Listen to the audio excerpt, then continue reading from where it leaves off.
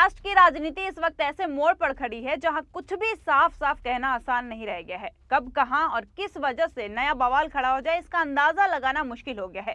कभी कोई नेता अपने राजनीतिक राइवल की खुलकर तारीफ करता नजर आता है तो कभी वही नेता अगले ही पल तीखे आरोपों का बौछार कर देता है।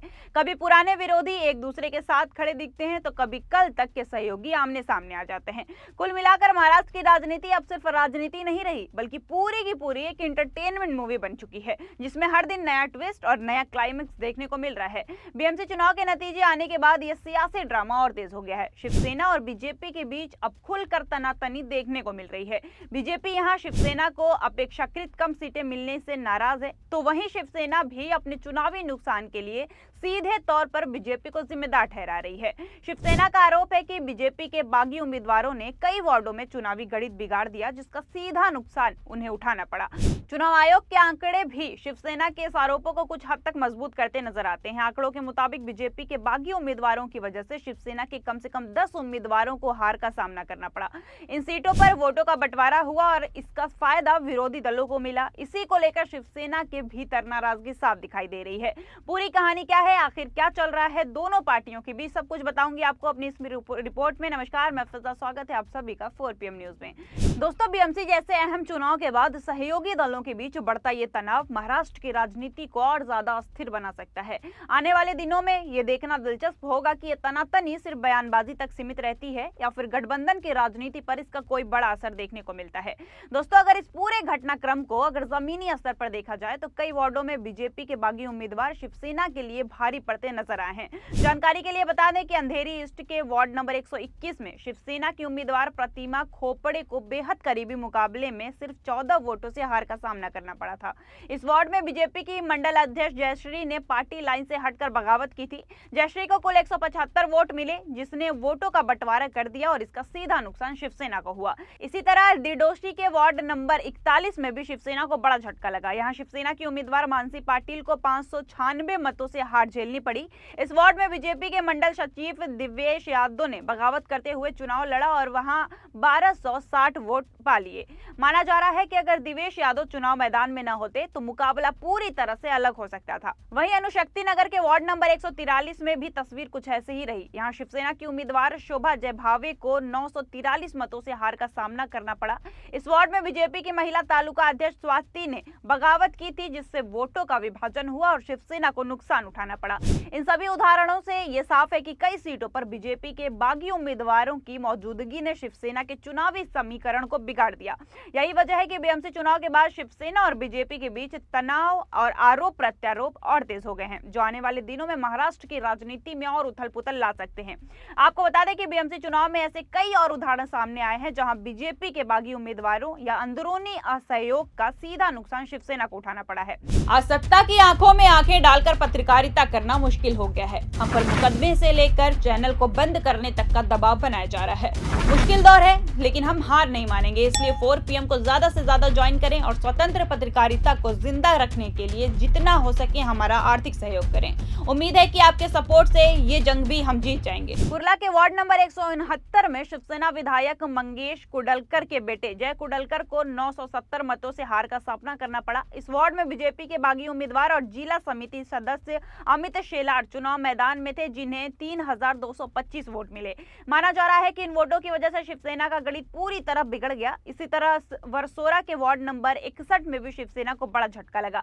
यहाँ शिवसेना की उम्मीदवार राजूल पटेल को 2005 मतों से चौंकाने वाली हार मिली। इस वार्ड में बीजेपी की मंडल अध्यक्ष उर्मिला गुप्ता ने पार्टी के बगावत करते हुए चुनाव लड़ा और उन्हें 2737 वोट हासिल हुए। यह हार शिवसेना के लिए इसलिए भी अहम मानी जा रही है क्योंकि इस सीट पर मुकाबला एक तरफा होने की उम्मीद नहीं थी।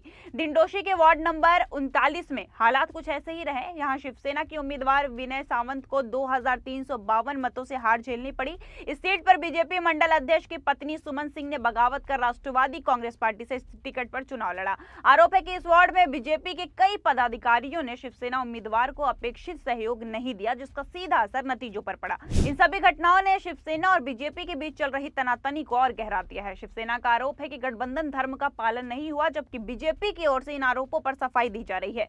कुल मिलाकर बीएमसी चुनाव के बाद महाराष्ट्र की राजनीति में आरोप प्रत्यारोप और सियासी हलचल लगातार तेज होती जा रही है। इसके अलावा अगर देखा जाए तो कई दूसरे वार्डों में भी बीजेपी की बगावत शिवसेना के लिए भारी पड़ती नजर आई है।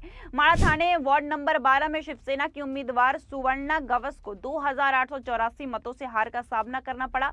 इस वार्ड में बीजेपी की बागी उम्मीदवार प्रीति डांडेकर चुनाव मैदान में थी, जिन्हें 2745 वोट मिले। इन वोटों ने मुकाबले को पूरी तरह से पलट दिया था। वांड्रे पूर्व के वार्ड नंबर 94 में भी यही तस्वीर देखने को मिली। यहां शिवसेना की उम्मीदवार पल्लवी सरमरकर को 2360 मतों से हार झेलनी पड़ी। सीट पर बीजेपी महिला मोर्चा की अध्यक्ष रेशमा मालूसरे ने बगावत कर चुनाव लड़ा और उन्हें 6832 वोट हासिल हुए। राजनीतिक जानकारों का मानना है कि अगर ये बगावत नहीं होती तो पल्लवी सरमालकर की जीत काफी आसान मानी जा रही थी। सायन कोलीवाड़ा वार्ड नंबर 173 में शिवसेना की उम्मीदवार पूजा कांबले को भी भारी अंतर से हार का सामना करना पड़ा था। यहां बीजेपी की बागी उम्मीदवार और मंडल अध्यक्ष शिल्पा केलुस्कर को 9310 वोट मिले, जबकि पूजा कांबले 4994 मतों से पीछे रह गई। यह अंतर साफ तौर पर यह बगावत के असर को दिखाता है। कुल मिलाकर सीटों के बंटवारे में शिवसेना को मिले लगभग 30 वार्डों में बीजेपी के इच्छुक उम्मीदवारों ने बगावत कर शिवसेना के सामने सीधी चुनौती खड़ी कर दी थी। इसके चलते शिवसेना के कई उम्मीदवारों के लिए जीत की हार कठिन हो गई और कईयों को तो हार का सामना भी करना पड़ा।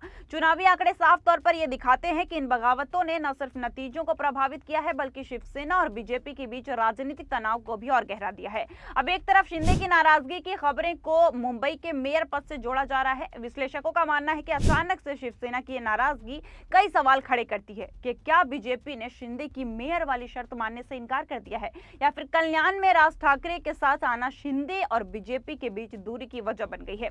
दोस्तों, आपको बता दें कि बीएमसी चुनाव से पहले भी शिंदे और बीजेपी के बीच कई विवाद हुए थे। दोनों नेताओं ने एक दूसरे पे इल्जाम लगाए थे कि हमारे पार्टी के नेताओं को अपने पाले में लिया जा रहा है, और ऐसा हो रहा था। दरअसल इस मामले में सबसे ज्यादा परेशान शिंदे थे, क्योंकि बीजेपी ने शिंदे के कई नेताओं को अपने पाले में शामिल कर लिया था, जिसके बाद ये अंदाजा लगाया जा रहा था कि महायुति सरकार टूट जाएगी। लेकिन कुछ दिन बाद शिंदे दिल्ली गए, जहां उन्होंने अमित शाह से मुलाकात की, जिसके बाद मामला थोड़ा सुधरा। लेकिन फिर कुछ दिन बाद महायुति सरकार में बीजेपी वर्सेस एनसीपी होने लगा। जी हाँ दोस्तों, शिंदे के बाद बीजेपी और अजित पवार के बीच भी कई आरोप प्रत्यारोप शुरू हो गए थे, जिसके बाद अजित पवार ने कई जगहों पर शरद पवार के साथ मिलकर चुनाव लड़ा। वैसे अभी तो तीनों दल एक साथ हैं, लेकिन कुछ भी कहा नहीं जा सकता कि क्या होगा, क्योंकि शिंदे और बीजेपी दोनों ही मेयर पद को लेकर अपनी अपनी राय रख रहे हैं और अजित पवार की पार्टी को बीएमसी चुनाव में इतने अच्छे प्रदर्शन नहीं मिले।